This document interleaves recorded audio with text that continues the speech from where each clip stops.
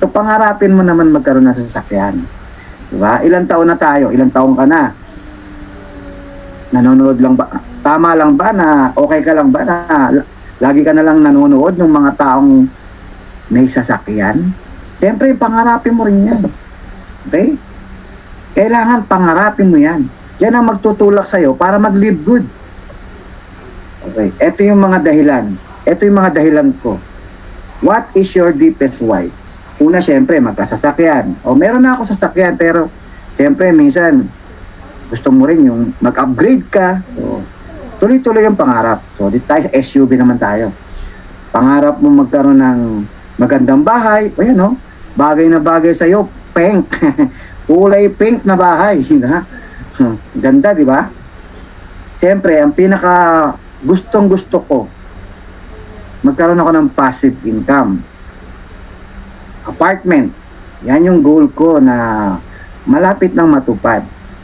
Naudlot na pangarap. Itutuloy natin kay Live Good yung naudlot na pangarap na yan. Eh ngayon, nagkakaroon na ng liwanag yan.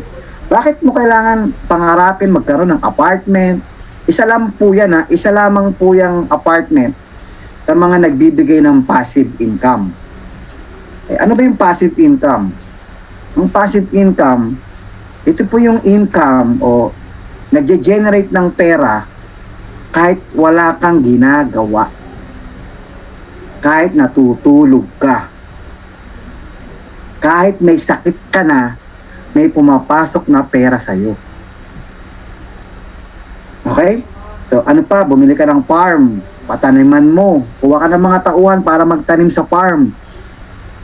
Bumili ka ng resort. May taga-manage ka.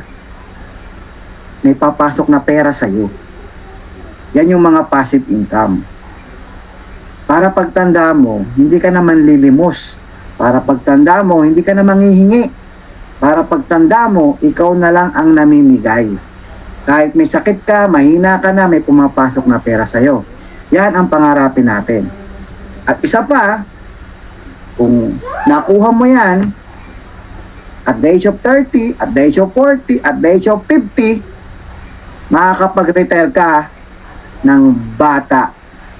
Okay? You can retire rich and young.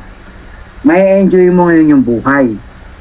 Papasyal-pasyal dito, papasyal-pasyal doon. Punta sa Boracay, isuot mo yung two-piece mo. Diba? Mag-trunk ka doon. Kung lalaki ka, kahit malaki tiyan mo, bahala sila. But enjoy mo yung buhay. Kasi marami ka nang napundar na nag-generate ng passive income. So may enjoy mo yung buhay kasama yung pamilya mo. Araw-araw ka makipaglaro sa mga anak mo. Diba?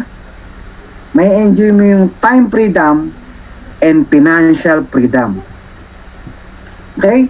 You can enjoy your money with time. Okay? Mayroon kang oras para ma-enjoy yung pera. Maraming tao may pera, pero walang time. Maraming tao may time, pero walang pera. Pero ikaw, dito sa Live Good, kaya mong tuparin yung pangarap mo na magkaroon ng time to enjoy your money and the money to enjoy your time. O, di ba? Bongga ah. Ha? Paano hindi ka gaganahan araw-araw? Nakakita ka ng pag-asa. Mag-travel ka. Diba? Explore mo yung mundo. Huh? Savings. Siyempre, pagka may savings ka, may madudukot ka sa oras na pangangailangan. Properties, may papamana ka sa mga anak mo. Kahit habang buhay ka pa, gawin mo na yan. Habang malakas ka. Hindi mo madadala sa langit yan. Sabi nila, wala po tayong balak dalhin yan.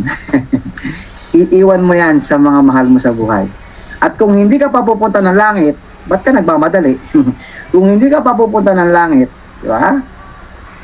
May enjoy mo yan habang nabubuhay ka.